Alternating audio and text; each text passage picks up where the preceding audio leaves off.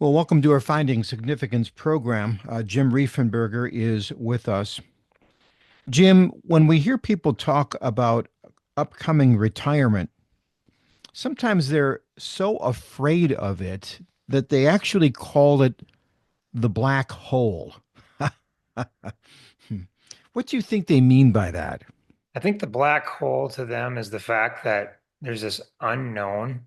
I think they have an identity crisis a little bit in maybe their work or certain things that they have in their life that command influence and now are they going to go into a new stage and now this idea of money and health and relationships just looks different. And When I you think they're a little worried that it's not going to be enjoyable. when you say identity crisis, I know what you're talking about because people sometimes think their identity is their job. So, and they say, well, if I'm not this person, then who am I? Well, let's take your job. You've done it for a long time. You're pretty good at it. People know you for it. You have a level of influence. And now what are you going to talk about? What are you going to do? And do they care? Deep down inside, what we're really talking about is are we needed or not? Isn't that interesting? Because if you pay attention when you talk to somebody. So, what do you do now? They say, I'm retired. Now, watch very carefully. You'll see a little hand go up and they just push you on the off button. Why? Because you're not in the game now. They go, oh. And almost immediately you can see them losing interest in the person. And we all do this, but what if we're retired and I say, what you been up to? And you say, I've been busy. What you been busy doing? Oh, just stuff. And I think stuff doesn't answer the significant question, does it, Jeff? Because significance is the impact we make on other people. And if you can't name a coffee conversation or if you can't name somewhere where you're pouring into something, I'm a little worried that you missed the significant boat. And let's just frame it this way because we've done this on other podcasts. Let's frame your life as a series of ways that you're compensated. So in the workplace, they pay you a check, you receive it on payday. It's obvious you got monetary compensation. When you retire, you're not going to get that anymore. Well, then you'll have your title compensation. Well, I am Dr. So and so, or I own this business, and there's compensation with that. When you see in parentheses retired, oh, they lose a little bit of that compensation. Oh, because you're Dr. So and so retired. And then you look at, task compensation and collaborative compensation and social compensation and creative compensations. You could probably think of all different kinds of compensations. When you add and stack all of those up, when you go into retirement, if there's a diminishment, you kind of feel like you fell into something. You fell into a hole because where's my value? Where's my compensation? And we've talked about this other times, but if you're just going to travel or do just what you call experiences alone, they don't fulfill because the beach is beautiful and the mountains are beautiful, but they don't by themselves don't give you significance. And there's a So diminishing quality to them, right? Because experiential compensation, well, how many times can you ride a roller coaster before you say it's not the same as it was the first time? let's say you love going to a baseball game, but you take your friend who never gets a chance. It's a new experience to you because he gets to come along and he savors it, and that's different, but it's not different unless you're bringing people in it. I think at the end of the day, if you're not engaging with other people, it's just going to be selfish. I mean, literally about yourself.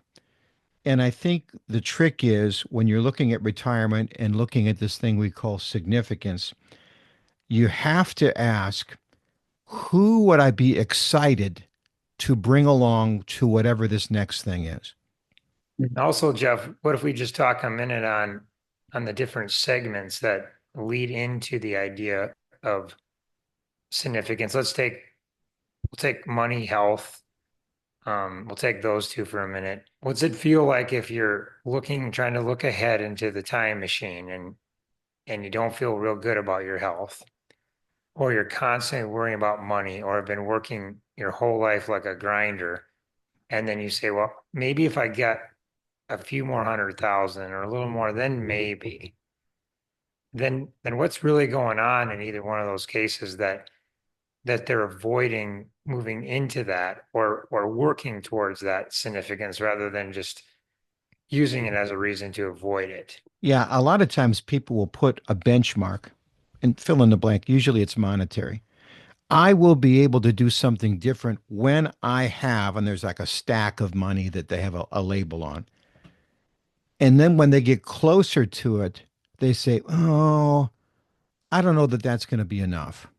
It's difficult, but there might be some real battles with just holding on to something like the monkey won't let his hand out of the coconut. There's a sense of maybe greed and pride that play into these things that say, I'm not going to be able to do that or I won't do that.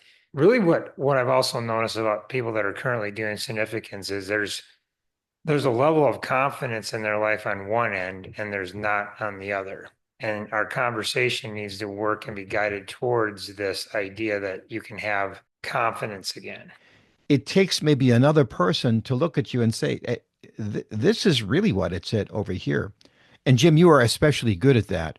Can you give me an example of how a person was thinking it was this, but it really wasn't that? Well, I think people's brains are interesting. We do a lot of thinking. And sometimes when you're talking with someone, they're thinking while they're should just be listening, right? And so you have to just stop, have a conversation and just say, I don't know if all that thinking has gotten you any more confident.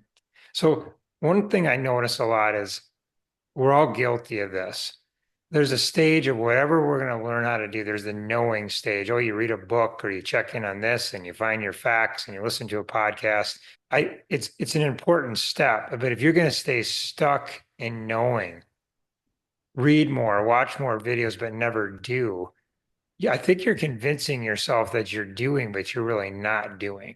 Hmm. And if you get into my poise book in one of the steps and you pick confidence as your character trait, confidence doesn't come to you. It comes from practice and effort. And then finally you feel like, oh, I got a little better at this. I got a little more confident. I got more progress.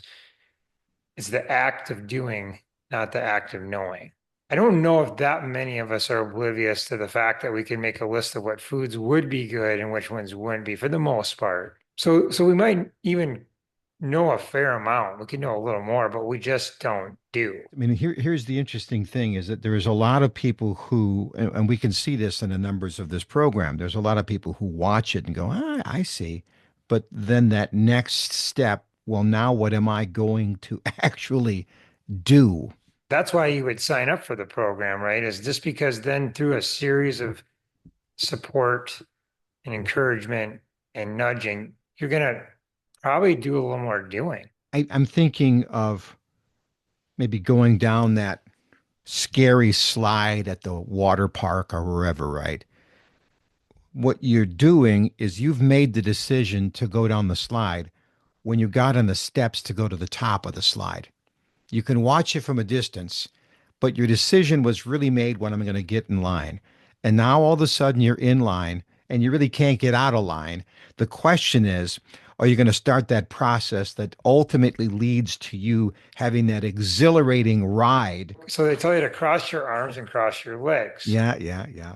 And then they close the cylinder and then they pull the floor out from underneath of you, but you don't know when. So they have this sound of this voice that says counting down 5, 4, and then sometimes the kid has a trigger and he pulls it early, or it doesn't matter. But basically, you don't want to be on this thing because you're out of control. And I think that's where we get like, well, what if I do this program and I have you have all the control. I'm thinking of those sadistic operators when you're sitting there and the guy goes like, oh, hang on a second. There's something wrong with it. And then he hits the button, like, all these things just perfectly designed to scare the heck out of you. We're not like that. We've been there. In fact, we are there. This is why we do this program to help you find significance. Well, Jim, we're out of time. So if you have any questions, you can reach out to us. We got the email address. We'll send at the bottom. And just let us know your questions. We'll be happy to help you. Until we talk, I'm Jeff Gould. And I'm Jim Riefenberger. God bless.